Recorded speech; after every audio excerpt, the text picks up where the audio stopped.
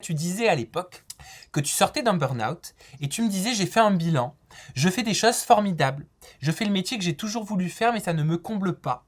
Ce que je veux sur le papier c'est assez simple, je veux être heureuse parce que tu ne l'étais pas. Non, pas vraiment. Est-ce Non. que tu as fait du chemin? Je pense que oui.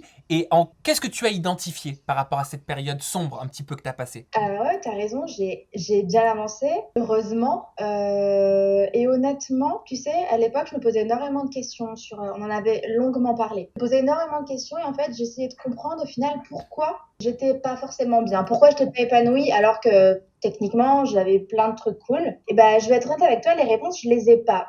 Je les ai pas, simplement, j'ai arrêté de me torturer la tête avec ça. Je pense qu'il y a des questions qui restent sans réponse et c'est pas grave. Tu vois, des fois, tu as des trucs, c'est comme ça, c'est karmique ou c'est énergique. Ça va pas parce que, je sais pas, ça va pas et c'est tout. Au final, ce que j'ai fait, c'est me concentrer sur ce qui allait. C'est ce qui allait, sur ce qui me rendait heureuse, etc.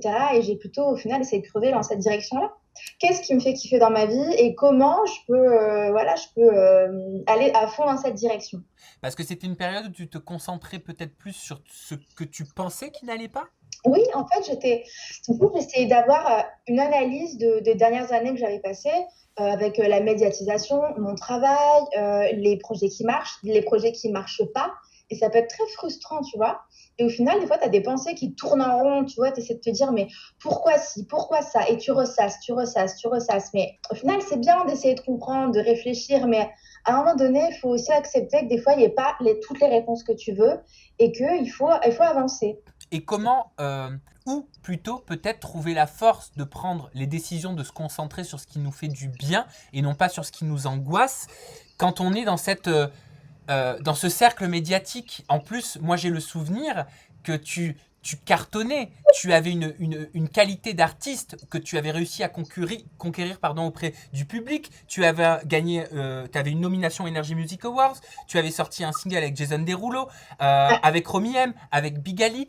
Comment tu peux prendre cette décision de retrait à ce moment-là? Mais justement, comme tu l'as dit, en fait, le moment où tu réalises que concrètement, tu as plein de choses qui sont vraiment cool, tu vois, tu es en train de réaliser ton rêve et que tu es malheureuse, c'est là qu'il faut vraiment réfléchir. Et c'est pour ça que j'ai pris du recul, parce qu'il était hors de question que ce qui à la base était ma passion et était en train de devenir mon métier soit source d'un truc négatif dans ma vie. T'imagines l'échec, c'est ça le pire échec, tu vois, c'est pas les chiffres de vente, les trucs, les machins, c'est de te dire, je fais le travail que j'aime, je vis de ma passion et je suis pas bien. Ça, c'était pour moi, c'était le vrai échec, tu vois. C'est toi qui te mettais la pression ou on contribuait à te mettre la pression? Alors là, honnêtement, les deux, les deux. Et c'est vraiment un des regrets que j'ai sur toutes ces années. Je faisais un live il y a pas longtemps sur les réseaux sociaux et quelqu'un m'a posé cette question. Est-ce que tu regrettes des choses au niveau de ta carrière? Et honnêtement, je regrette rien des choix que j'ai pu faire, etc.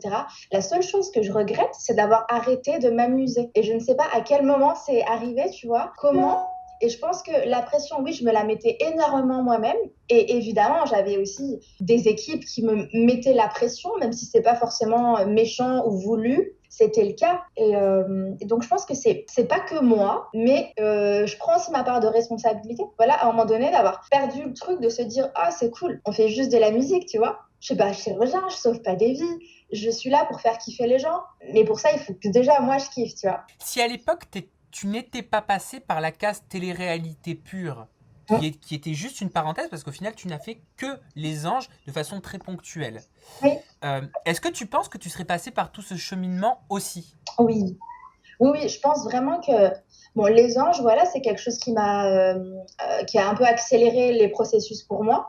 Mais je sais que sinon, j'aurais fait de la musique d'une autre manière, hein, à l'époque où j'ai intégré les anges.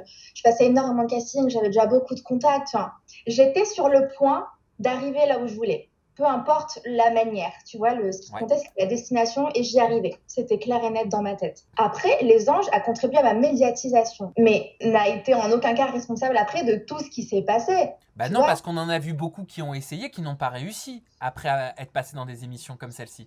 Oui, bah, j'ai eu beaucoup de chance après, hein. Je le sais, et c'est pas pour faire la fausse modeste, j'ai eu beaucoup de chance que ça marche alors que j'avais fait cette émission-là. Après, l'émission m'a apporté énormément, mais je la tiens pas pour responsable de ce qui s'est passé par la suite, des difficultés que j'ai rencontrées dans la musique, qui au final sont les difficultés que rencontrent tous les artistes, je pense. Tu me disais que tu étais avec ton chéri déjà à l'époque, quand on avait fait cette fameuse entrevue. Qu'est-ce qu'il te disait? Parce que tu sais, quand tu partages ta vie avec une personne que tu aimes, cette personne, elle te connaît comme personne d'autre ne te connaît. Et ne te connaîtra jamais. Et c'est pas évident pour l'artiste, donc en l'occurrence pour toi, mais c'est pas évident non plus pour la personne qui partage la vie de l'artiste. Ah ouais, complètement. En fait, Anthony, mon mari, on s'est rencontrés à une période qui était justement un peu charnière. J'étais encore dans le rush quand on s'est rencontrés. Je tournais énormément, je faisais plein de choses. Mais si tu veux, j'étais un peu là-haut.